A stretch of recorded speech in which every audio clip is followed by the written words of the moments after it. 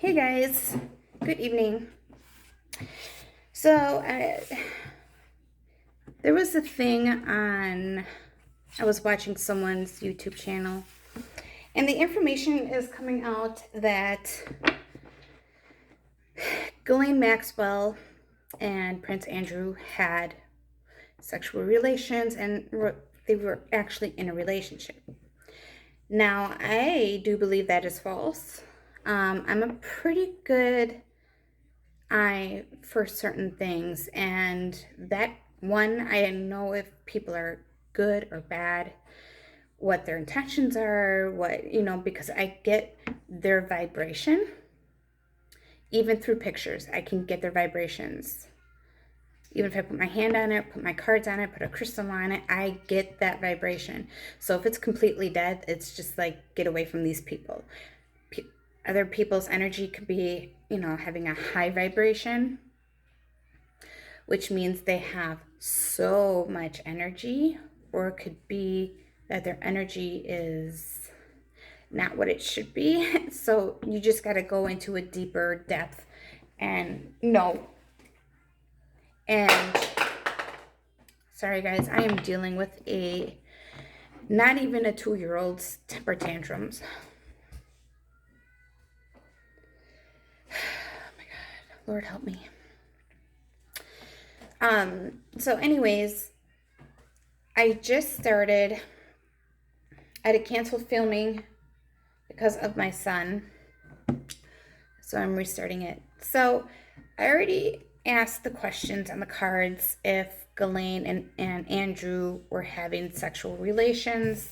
And I got, sorry guys, the 5 of Swords and the 8 of Cups, which means no. They didn't have any of that. None of that. It was just purely friendship. Then I asked a question about what was the relationship. Because you can have a relationship with friends and say, see, I call my best friend my girlfriend because she is. But I love men. Trust me, I love men. But we just call each other girlfriends because that's what we are. We're girls, and she's a friend. So as I said about Andrews and Epstein's relationship, friendship, whatever you guys want to call it these days, it was just about the money. Just about the money. Now, again, if you guys, why enough? No. I said no.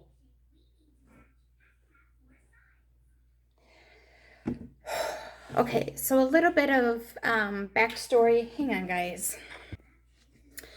Okay, guys, so I had to take care of my son. It was driving me nuts. But if some of you don't know the backstory behind Ghislaine, just a little bit, sorry for the hiccups. Now, Ghislaine was born, I don't know if it was England or whatever, but I do think it was France. Don't fully quote me on that, but I know she's French. It would have to be French. But I think she was born in France. And then they went on to moving to England and setting up there. So what happened with Ghislaine's father, who is Robert Maxwell, and he owned that big yacht named Lady Ghislaine. And there was some business dealings going on. Now, however, with everything that was going on during her childhood, her father was very strict, just like my father was with me. I used to get beatings with the belt on my bare butt all the time. I was the one out of 3 children that got beat by my father. Not my mother. Never my mother. But my father, yes. All the time. And I will not punish my kids that way. I'm not even going to tell you what other ways he did it, but yeah, I mean, that stuff is just uncalled for. But anyways, I digress myself. So Maxwell is on his yacht with these guys, trying to bring in more money. And, Maxwell owned a couple newspapers. Well, he went into debt, so he had to bail himself out. So he borrowed money from certain people, which we all know. I think most of us know. One could even be the mafia. We all know the mafias, they got money. Nothing wrong with that. You got to do what you got to do, But he owed somebody money. And there were other people that were with Maxwell or in with this whole thing to make more money. Well, it all fell back on Robert because he's the one who really started the idea. The companies bought out these newspapers and what so have you. So anyways, during this whole process, quickly, they said Robert he committed suicide off of his yacht. I'm sorry, I don't believe that for a minute. This man was money hungry, okay? He was invested in his life more so than his life on the side of his children and wife, okay? He was money hungry. And I do believe that he was murdered. It was planned. Now, you guys must say, well, where is he buried? Well, he's buried in Israel. I think it might be close to Mount of Olives, if I'm saying that correctly. Mount of Olives.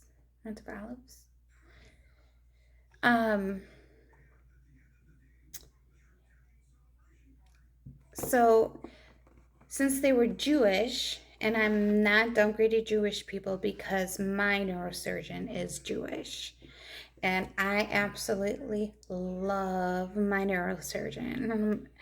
And they are very smart people, you guys. I'm telling you. Like, I would choose a Jewish doctor over an American doctor any day. True story right there. And I think they are wonderful, fantastic people. Truly. I really would. So obviously then, he got buried there, and he was honored as like a high-figured person within Israel. Now, when you think of that, you go back a little bit ways backwards, right? Because then you have World War II. And I'm just going to do this as a quick history. I'm sorry if you're going to hear noise in the back. That's my son Wyatt. But then you have Schindler, part of the Nazi regime. So Schindler opened up so many factories, and he had the Jews working for him, which was fantastic. People are like, how can you say that? Now you have to understand, Schindler was for saving the Jews, okay? Not exterminating them in any way. And he did. He saved them. He saved as many as he could. And there was this list, and that's why it's called Schindler's List. There's an actual movie about it. There's a book about it. And it had everybody's name that was a Jew that worked for him. Now, his main one that would give him updates and everything of what was going on, he got caught somehow, and and was brought to the train station to go to one of the extermination camps. I don't know if it's going to be Auschwitz or whatever. Hopefully I said that right. Auschwitz. Um, but one of those camps, well, it turned out that Schindler actually saved him. He ran to that train station and saved him. And he's like, you cannot take him. He is my worker. So finally, obviously this whole thing with Schindler, he got him off that train. I mean, how can you not save everybody else? But this was his person. This was his, the guy that was helping him do what he could. So during this whole thing at the end of World War II, he freed all of these people.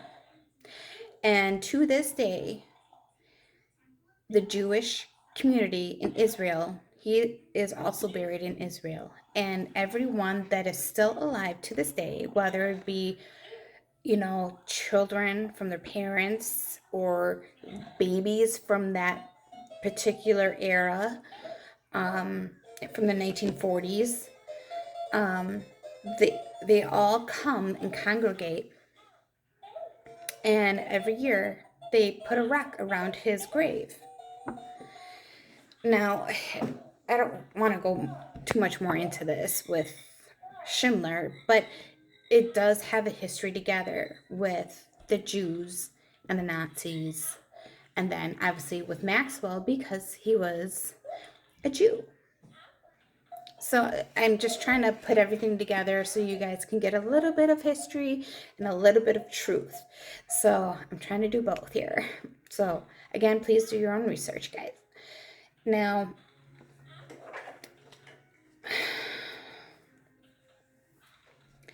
yeah, as I'm seeing it, I am not seeing anything sexual between, or even an actual relationship. But the relationship Andrew had, with Epstein is the money. Epstein was so rich, and I still believe to this day, as my card still said, that he is still alive in northern Germany. And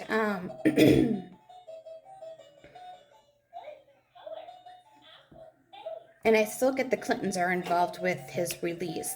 I mean, because their name is everywhere. So, anyways, so yeah, I don't see anything in the relationship wise with Andrew. So as him telling that reporter that they were just friends, I do believe that, but it was also to get other young girls.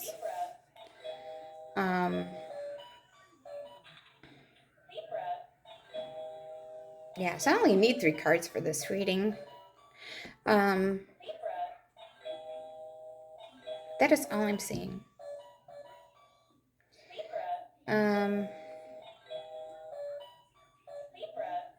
And I'm not going to do if they're still in contact with each other, so you guys are going to have to go back and some of my other videos because I already did that. And Ghislaine, Jeffrey, and Andrew are all in connection with each other, whether it be by mail, telephone, using different names to send to each other. That's how they're communicating.